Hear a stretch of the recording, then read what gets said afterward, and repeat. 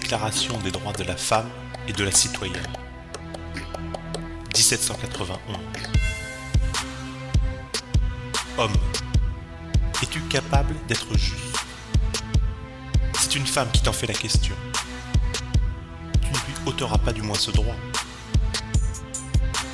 Dis-moi, qui t'a donné le souverain empire d'opprimer mon sexe?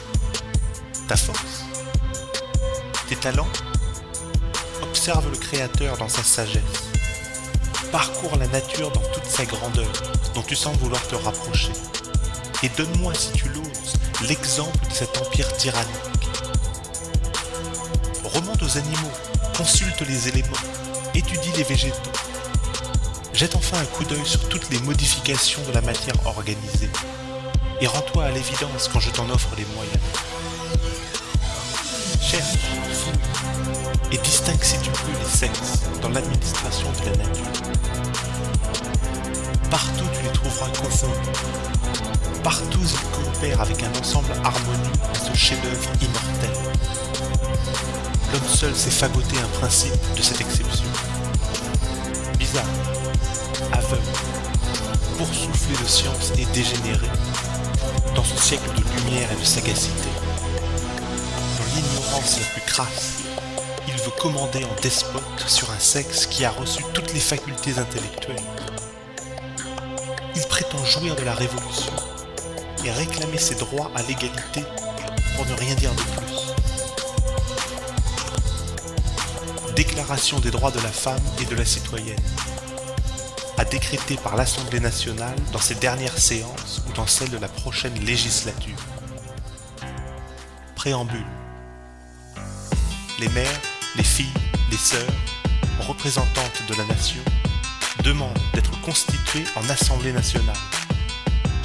Considérant que l'ignorance, l'oubli ou le mépris des droits de la femme sont les seules causes des malheurs publics et de la corruption des gouvernements, ont résolu d'exposer dans une déclaration solennelle les droits naturels, inaliénables et sacrés de la femme, afin que cette déclaration, constamment présente à tous les membres du corps social, leur rappelle sans cesse leurs droits et leurs devoirs, afin que les actes du pouvoir des femmes et ceux du pouvoir des hommes, pouvant être à chaque instant comparés avec le but de toute institution politique, en soient plus respectés, afin que les réclamations des citoyennes, fondées désormais sur des principes simples et incontestables, tournent toujours au maintien de la Constitution, des bonnes mœurs et au bonheur de tous. En conséquence, le sexe supérieur en beauté comme en courage, dans les souffrances maternelles, reconnaît et déclare en présence et sous les auspices de l'être suprême les droits suivants de la femme et de la citoyenne. Article 1er. La femme naît libre et demeure égale à l'homme en droit. Les distinctions sociales ne peuvent être fondées que sur l'utilité commune. Chapitre 2. Le but de toute association politique est la conservation des droits naturels et imprescriptibles de la femme et de l'homme. Ces droits sont la liberté, la propriété, la sûreté et surtout la résistance à l'oppression. Chapitre 3. Le principe de toute souveraineté réside essentiellement dans la nation, qui n'est que la réunion de la femme et de l'homme. Nul corps, nul individu ne peut exercer d'autorité qui n'en émane expressément. Chapitre 4. La liberté et la justice consistent à rendre tout ce qui appartient à autrui. Ainsi, l'exercice des droits naturels de la femme n'a de borne que la tyrannie perpétuelle que l'homme lui oppose. Ces bornes doivent être réformées par les lois de la nature et de la raison. Chapitre 5. Les lois de la nature et de la raison défendent toutes actions nuisibles à la société.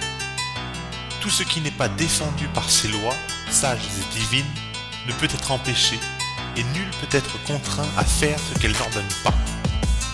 Chapitre 6. La loi doit être l'expression de la volonté générale. Toutes les citoyennes et citoyens doivent concourir personnellement ou par leurs représentants à sa formation. elle doit être la même pour tous. Toutes les citoyennes et tous les citoyens, étant égaux à ses yeux, doivent être également admissibles à toute dignité, places et emplois publics selon leurs capacités et sans autre distinction que celle de leur vertu et de leur talent. Chapitre 7. Nulle femme n'est exceptée. Elle est accusée, arrêtée et détenue dans les cas déterminés par la loi. Les femmes obéissent comme les hommes à cette loi rigoureuse. Chapitre 8. La loi ne doit établir que des peines strictement et évidemment nécessaires, et nul ne peut être puni qu'en vertu d'une loi établie et promulguée antérieurement au délit et légalement appliquée aux femmes. Chapitre 9. Toute femme étant déclarée coupable, toute rigueur est exercée par la loi. Chapitre 10. Nul ne doit être inquiété pour ses opinions même fondamentales. La femme a le droit de monter sur l'échafaud. Elle doit avoir également celui de monter à la tribune, pourvu que ces manifestations ne troublent pas l'ordre public établi par la loi. Chapitre 11. La libre communication des pensées et des opinions est un des droits les plus précieux de la femme, puisque cette liberté assure la légitimité des pères envers leurs enfants. Toute citoyenne peut donc dire librement « Je suis mère d'un enfant qui vous appartient », sans qu'un préjugé barbare la force à dissimuler la vérité, sauf à répondre de l'abus de cette liberté dans les cas déterminés par la loi. Chapitre 12. La garantie des droits de la femme et de la citoyenne nécessite une utilité majeure. Cette garantie doit être instituée pour l'avantage de tous, et non pour l'utilité particulière de celle à qui elle est confiée. Chapitre 13. Pour l'entretien de la force publique et pour les dépenses d'administration, les contributions de la femme et de l'homme sont égales. Elle a part à toutes les corvées, à toutes les tâches pénibles. Elle doit donc avoir de même part à la distribution des places, des emplois, des charges, des dignités et de l'industrie. Chapitre 14.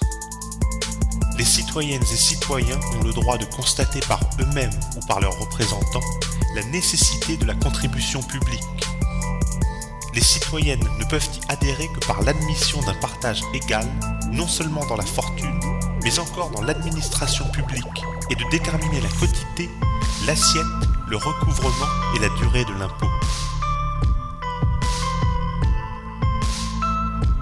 Chapitre 15. La masse des femmes, coalisée pour la contribution à celle des hommes, a le droit de demander compte à tout agent public de son administration. Chapitre 16.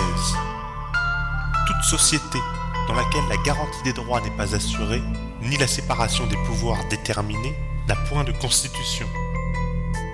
La constitution est nulle si la majorité des individus qui composent la nation n'a pas coopéré à sa rédaction. Chapitre 17. Les propriétés sont à tous les sexes réunis ou séparés. Elles ont pour chacun un droit lorsque la nécessité publique, légalement constatée, l'exige évidemment et sous la condition d'une juste et préalable indemnité. Postambule. Femme, réveille-toi. Le tocsin de la raison se fait entendre dans tout l'univers. Reconnais tes droits. Le puissant empire de la nature n'est plus environné de préjugés, de fanatisme, de superstitions et de mensonges. Le flambeau de la vérité a dissipé tous les nuages de la sottise et de l'usurpation. L'homme esclave a multiplié ses forces, a eu besoin de recourir aux tiennes pour briser ses fers. Devenu libre, il est devenu injuste envers sa compagne.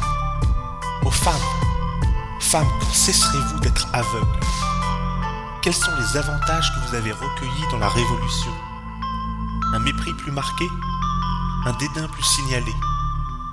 Dans les siècles de corruption, vous n'avez régné que sur la faiblesse des hommes. Votre empire est détruit. Que vous reste-t-il donc? La conviction des injustices de l'homme, la réclamation de votre patrimoine fondée sur les sages décrets de la nature. Qu'auriez-vous qu'auriez-vous à redouter pour une si belle entreprise? Le bon mot du législateur des noces de Cana?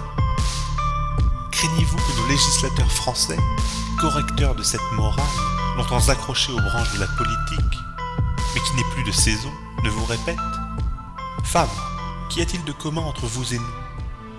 Tout, auriez-vous à répondre, s'ils s'obstinent dans leur faiblesse à mettre cette inconséquence en contradiction avec leurs principes. Opposez courageusement la force de la raison aux vaines prétentions de la supériorité. Réunissez-vous sous les étendards de la philosophie. Déployez toute l'énergie de votre caractère et vous verrez bientôt ces orgueilleux, non serviles adorateurs rampant à vos pieds, mais fiers de partager avec vous les trésors de l'être suprême.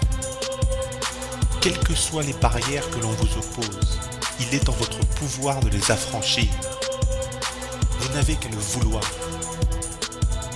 Passons maintenant à l'effroyable tableau de ce que vous avez été dans la société.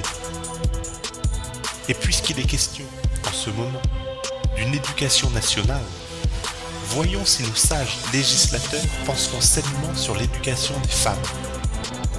Les femmes ont fait plus de mal que de bien. La contrainte et la dissimulation ont été leur partage. Ce que la force leur avait ravi, la ruse leur a rendu. Elles ont eu recours à toutes les ressources de leur charme, et le plus irréprochable ne leur résistait pas. Le poison, le fer, tout leur était soumis. Elles commandaient au crime comme à la vertu. Le gouvernement français, surtout, a dépendu pendant des siècles de l'administration nocturne des femmes. Le cabinet n'avait point de secret pour leur indiscrétion. Ambassade, commandement, ministère, présidence, pontificat, cardinalat, enfin tout ce qui caractérise la sottise des hommes, profane et sacré. Tout a été soumis à la cupidité et à l'ambition de ce sexe, autrefois méprisable et respecté, et depuis la Révolution, respectable et méprisé.